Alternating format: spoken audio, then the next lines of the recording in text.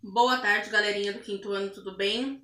Agora nós estamos aqui para fazer o nosso caderno de atividades aí, a nossa apostila PIB de História, ok? Lá do capítulo 1, lá na unidade 2, mas o que é Estado? Então vamos relembrar o que é Estado, né? Estado é uma representação política, certo? Usada para designar um território, para demarcar um território, né? E esses territórios eles têm fronteiras, ok? Aí dentro desse estado aí, ele tem que haver a população, tudo bem? Eles têm uma população e um conjunto de instituições soberanas. Mas o que é um conjunto de instituições soberanas? São os governos, são as leis e são as instituições públicas que garantem aí a segurança e a ordem dentro desse território, ok? Então, tudo bem até aí? Então, o Estado é uma representação política que tem um território que é demarcado por fronteiras, ele tem uma população e ele tem as instituições soberanas, que são as leis, né? Os governos e as instituições públicas aí que se ajuntam aí para trazer a segurança e a ordem aí dentro desse mesmo território, ok? Então vamos lá. A professora Nádia utilizou o espaço da sala de aula como exemplo para explicar aos alunos o que é Estado, como a Pro agora explicou para vocês, e como ele está organizado e como é o seu funcionamento. Então, nós temos aí a letrinha A e a letrinha B. Ao longo da explicação, na letrinha A, tá, pessoal? Ao longo da explicação, ela citou alguns elementos que compõem o Estado. Então, vocês vão marcar aí com um X os quadros abaixo que representam aí um Estado. Ah, Pro, eu acho que esse é um Estado, aquele lá é um Estado. Vocês vão fazer xizinho aí dentro desses quadradinhos. Tudo bem? Na B, ele fala assim, ó. Complete a tabela a seguir com elementos que formam o Estado. Para isso, utilize o modelo de sala de aula e o nosso país. Assim como a professora Nádia fez com a turma. Nós fizemos uns exercíciozinhos bem parecidos lá na nossa apostila colorida. E elas vão estar aí com vocês para vocês poderem estar consultando, né? Então, vocês vão colocar lá, ó, tá escrito lá, o Estado, sala de aula e no nosso país, ok? Aí lá, tá território. Qual é o nosso território dentro da sala de aula e qual é no nosso país? População. Qual é a população aí na nossa sala de aula e qual é a população no nosso país? Instituições soberanas, né? Quem é a instituição soberana aí na nossa sala de aula e quem é a instituição soberana no nosso país, ok?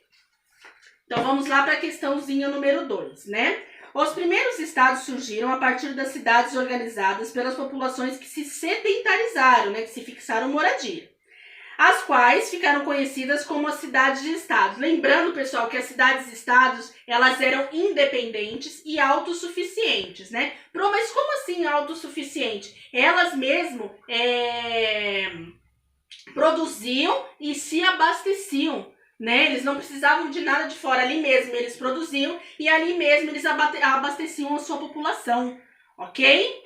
Então vamos lá. Lembrando também que as cidades-estados, que a religião teve um papel muito fundamental aí, ok? Para regras e para as ordens dessas cidades-estados, né? E passaram a se unir conforme o tempo aí também, né? Um estado começou a se unir aí a outro, por questões militares, econômicas e políticas, ok? Então, a partir disso aí, vamos voltar lá na nossa perguntinha. Os primeiros estados surgiram a partir das cidades organizadas pelas populações que se sedentarizaram, certo? As quais ficaram conhecidas como as cidades-estados.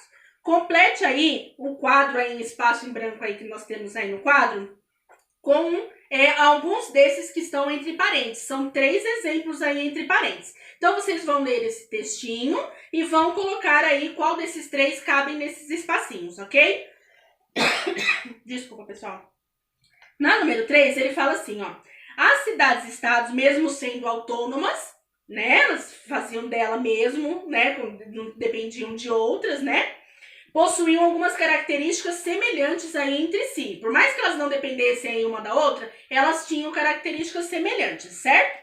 Então, assinale os itens abaixo, as informações corretas, ok? Apenas as corretas de cada um deles. Cada um pode ter mais de uma resposta, ok? Então, cada um tem mais de uma resposta e de uma resposta correta, ok?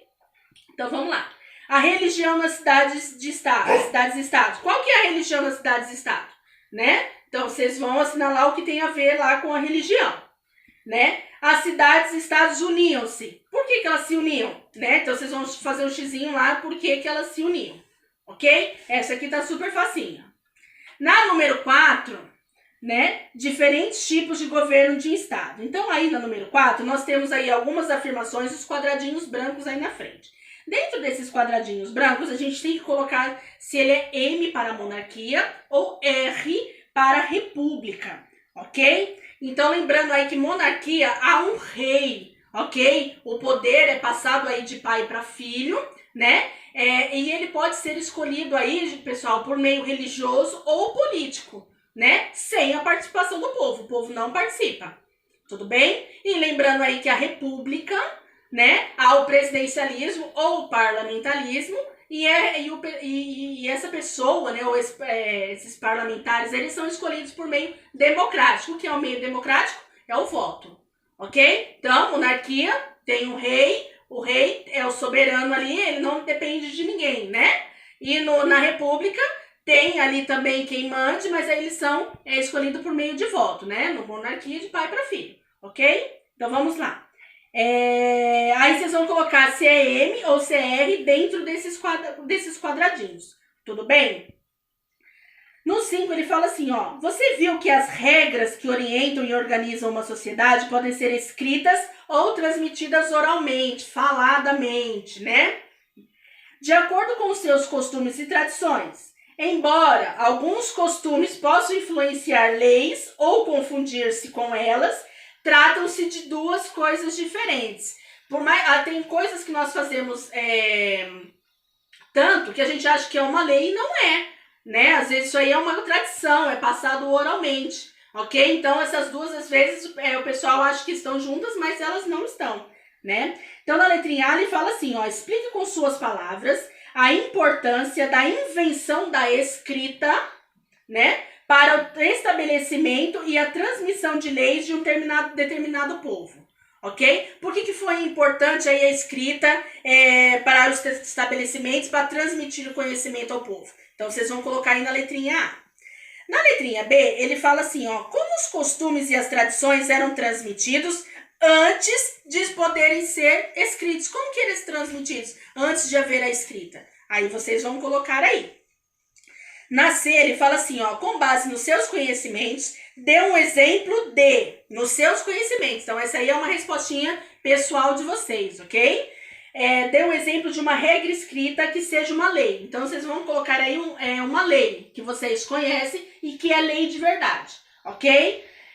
E no outro pontinho ainda aí na letrinha C, ele fala assim, uma regra oral que seja um costume. Então, uma regra oral, que não é uma lei, que não tem escrito em lugar nenhum, porém que é um costume e geralmente todo mundo faz. Então, vocês vão colocar aí na segunda bolinha aí da letrinha C, ok?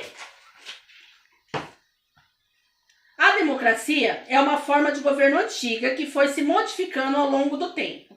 Leia atentamente as afirmações abaixo e assinale as afirmações que não correspondem a um governo democrático.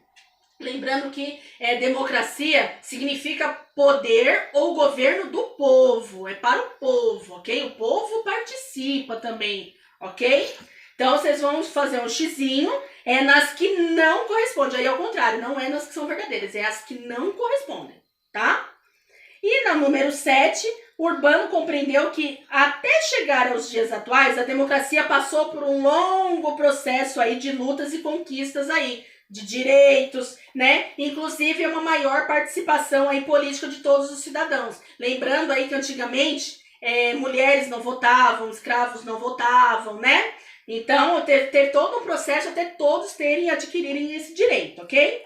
Aí no quadro abaixo, há algumas palavrinhas aí que ajudam na compreensão desse longo processo, né? Então, o que vocês vão fazer? Vocês vão ver essas palavrinhas que tá aí dentro desse quadradinho e criar um texto, né? Ó, utilize-as para escrever um breve texto contando como a democracia se modificou até o surgimento aí, até hoje, né? Do seu surgimento até hoje. Então, vocês vão fazer um textinho com essas palavras, é um pequeno texto, não precisa ser nada grande, mas vocês vão fazer um textinho aí com essas palavras de como foi aí o processo democrático, ok? Pessoal, um beijo. Mais pra frente aí eu disponibilizo o vídeo das correções, ok? Beijinho, tchau, tchau.